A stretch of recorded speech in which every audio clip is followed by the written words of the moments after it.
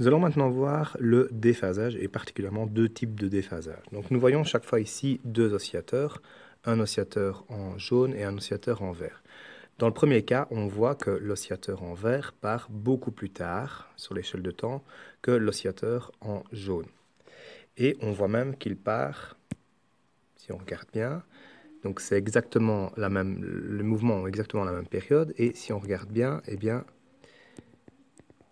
ils ont un décalage en temps delta t. Ce décalage en temps, dans ce cas-ci, eh bien, il vaut pile poil une période. En fait, dans les cas où vous avez un nombre entier de périodes de décalage, donc k de valeur 0, 1, 2, etc., on appelle ça la concordance de phase.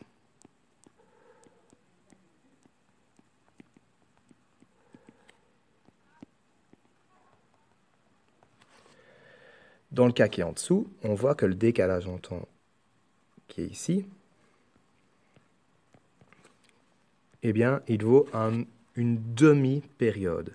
Et donc, dans ce cas-ci, si le décalage en temps vaut un nombre entier, mais impair de demi-période,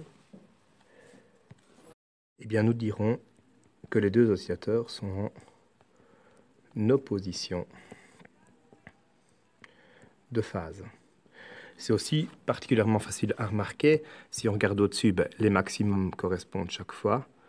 Les points de repos correspondent chaque fois également. Et en dessous, vous avez un maximum quand vous avez un minimum à chaque fois. Et donc, voilà pour la concordance de phase et l'opposition de phase.